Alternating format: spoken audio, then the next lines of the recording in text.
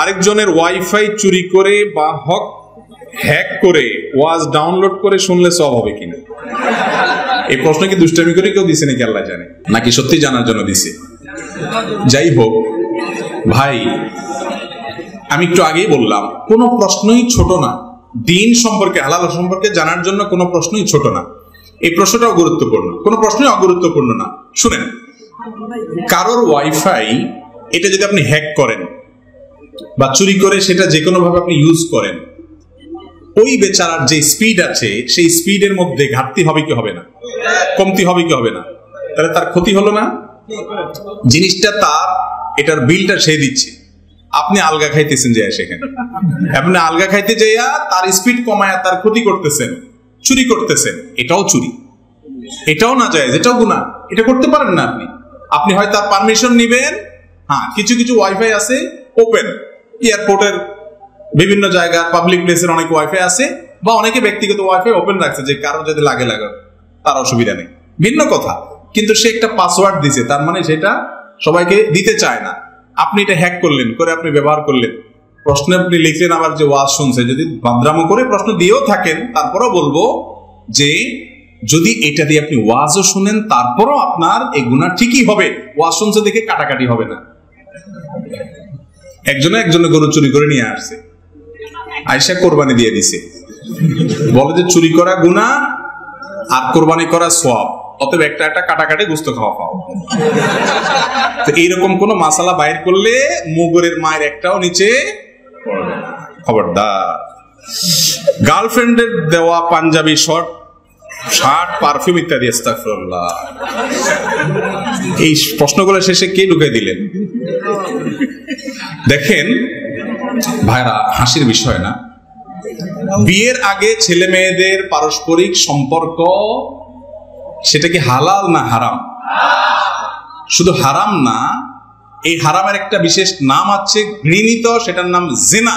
ইসলামী শরিয়াতের সবচেয়ে কঠিন শাস্তিগুলোর একটি হলো জিনার জন্য। এত ডেঞ্জারাস অপরাধ এটা, আমরা অনেকে অপরাধ মনেও করি না। তো এরকম সম্পর্ক যদি আপনি করেন, সেই সম্পর্কের রসদ হিসাবে যত কিছু করবেন, আপনি হারাম সেখানে ইনভেস্ট করলেন, হারাম করার জন্য, হারাম কাজের জন্য যত টাকা ব্যয় করবেন, গ্রহণ করবেন, দিবেন, নিবেন, সময় দিবেন, এই সবগুলো হারামের মধ্যে পড়বে। খুব ডেঞ্জারাস একটা বিষয়। আজকাল আমাদের যুবকদের মধ্যে এই রোগ এত বেশি যে এটা থেকে পবিত্র পরিচ্ছন্ন যুবক পাওয়া কঠিন হয়ে গেছে। বাঁচার চেষ্টা করবো তো ইনশাআল্লাহ। আল্লাহ তাআলা আমাদের যুবক ভাইদেরকে হারাম থেকে বেঁচে থাকার তৌফিক দান করুন।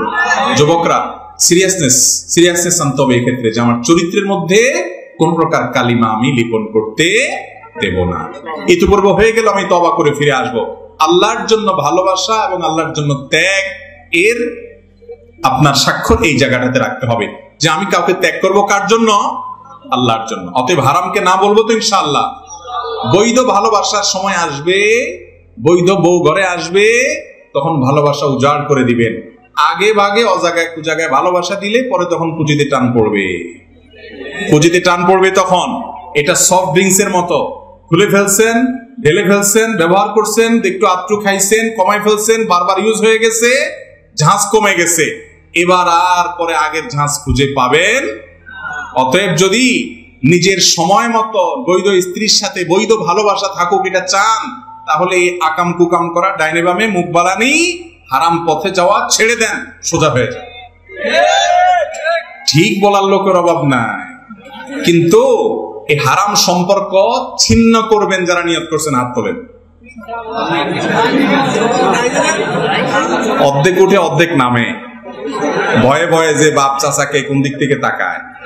দরকার নাই হাত তোলার, মনে মনে নিয়ত করেন ইনশাআল্লাহ, ঠিক আছে না? এরপরে প্রশ্ন হলো, আমার একটি প্রশ্ন, যে মানুষকে যে শয়তান ধোঁকা দেয়, মানুষকে তো শয়তান ধোঁকা দেয়, কিন্তু আল্লাহ যখন আদম আলাইহিস সালামকে সিজদা দেওয়ার জন্য ফেরেশতাদেরকে বললেন, তখন ইবলিস সিজদা দেয়নি। তাহলে ইবলিসকে কোন শয়তান ধোঁকা দিয়েছিল? দেখেন, আমি জানি না এসব কি ইচ্ছাকৃত আপনাদের এখানে এসব কোসাকুসি প্রশ্ন করছে কিনা। কয়েকটা প্রশ্ন দেখি এরকম, জানার জন্য হতে পারে, আল্লাহ আলাম। দেখেন, খারাপ কাজ করে সব শয়তানের দোষে করে তা না। মানুষের নিজের মনও মানুষকে অনেক সময় খারাপ কাজের দিকে, আল্লাহ কোরআনে বলেছেন, ইন্নান নাফসা লাআম্মারাতুম বিসসু, মানুষের প্রবৃত্তিও মানুষকে খারাপ কাজের নির্দেশ দেয়। সব সময় শয়তানেই আমার এসব করায়, আমার কোনো দোষ নাই, তাহলে তো শয়তান একা জাহান্নামে যেত, আপনি যাইতেন না। অতএব ব্যক্তি নিজের দোষেও খারাপের দিকে যায়, প্রবৃত্তিও মানুষ কোনো সময় খারাপ দিকে টানে। অতএব শয়তান না থাকলে, শয়তান আপনার অনুপস্থিত থাকলে সেখানে আর কোনো খারাপ কাজ হবে না এমন কোনো কথা নাই। কারণ মানুষের প্রবৃত্তি অনেক সময় মানুষের খারাপ কাজের দিকে প্ররোচিত করে। ভেতরের শত্রু হলো নিজের প্রবৃত্তি, কুপ্রবৃত্তি, আর বাইরের শত্রু হলো শয়তান। অনেক সময় ভেতরের শত্রুই ধ্বংস করে দেয়, বাইরের শত্রু লাগেও না। অনেক সময় দুইটা যোগ সদস্য মানুষ ধ্বংস হয়। আমার বাবা ও মার খুব ছোট বয়সে বিয়ে হয়েছে। তারা ছোট থাকায় আমার দাদা ও নানা কবুল বলেছে। এখন আমার বাবা বয়স 50 এবং মার বয়স 50 এবং বাবার বয়স 65। এখনো কি তারা ওই বিয়ের মধ্যে আছে? ইসলামের বিধানে বিয়ে কি সঠিক হয়েছে? বাহ, এই ছেলে বাপ মার বিয়ে নিয়ে চিন্তা আছে, নিজের বিয়ের খবর আছে কিনা আল্লাহ জানে। আচ্ছা ভাই, তারপরে বেচারা মাসালা জানতে চাইছে। আলহামদুলিল্লাহ, আমাদের কাছে অনেকে তুচ্ছ তুচ্ছ ছোটখাটো মাসালা জানতে চায়, যেগুলো অনেক কাছে মনে হবে খুব লেম বা হাস্যকর। আমার কাছে কোনো মাসালা জানতে চাওয়া হাস্যকর নয়, কারণ তার যেটা জানার দরকার হয়েছে এটা তার কাছে অনেক গুরুত্বপূর্ণ হতে পারে। তাছাড়া শরীয়তের ইলমের কোনো অংশই ছোট হতে। যাই হোক, এই প্রশ্ন উত্তর হলো যে ছোটবেলায় নাবালেগ অবস্থায় যদি বাবা মা কোনো সন্তানকে বিয়ে দেন, শরীয়ত অনুযায়ী সেই বিয়ে হবে ঠিক, তবে সেটা ঝুলে থাকবে। কিসের উপরে ঝুলে থাকবে? ওই সন্তান প্রাপ্তবয়স্ক হওয়া পর্যন্ত। সন্তান প্রাপ্তবয়স্ক হওয়ার পর বাপ মা যে ডিসিশন নিয়েছিল তাদের ছোটবেলায় তাকে বিয়ে দিছে, তাহলে সেই বিয়ে তার উপরে সন্তান চাইলে অটল থাকতে পারে, আর চাইলে বলতে পারে না আমি এটা মানলাম না বা আমার পছন্দ মতো হলো না। কারণ বিয়ের ক্ষেত্রে পাত্র পাত্রের স্বাধীনতাটা মূল ইসলামে। তাদের যদি ইচ্ছা না থাকে, জোর করে বাপ মা কেন, পুরো এলাকার সব মানুষ মিলেও তাদেরকে বিয়ে দিতে পারে না। এই জন্য বাপ মা যদি ছোটবেলায় কোনো বাচ্চার বিয়ে দেয়, তো সে বিয়ের কার্যকারিতাটা ঝুলে থাকবে বাচ্চাটা বালেগ হওয়া পর্যন্ত। বালেগ হওয়ার পর সে যদি এটা মেনে নেয়, তারা যদি এটা মেনে নেয়, বিয়ে হয়ে গেছে। না মেনে নিলে বিয়ে হয় নাই। তো যিনি প্রশ্ন করছেন, আপনার বাপ মা তো মানছে, না হলে আপনি দুনিয়াতে আসেন কেন?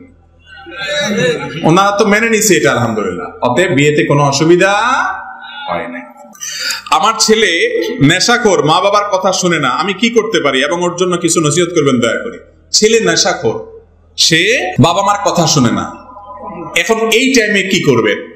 আপনি একটা তাবিজ নিয়ে নিন কোন হুজুরের কাছ থেকে, তাইলেই একেবারে রাতারাতি পরিবর্তন হয়ে যাবে। কি বলেন? এই কথাটা দুঃখ করে বললাম যে অনেক বাবা মা আছে, ছেলে মেয়ে তাদের যখন পরিণত বয়স হয় তখন যা করা দরকার তা করে না, যখন সর্বনাশ হয়ে যায় এবারে এসে কান্দে, হুজুর পানি পড়া দেন।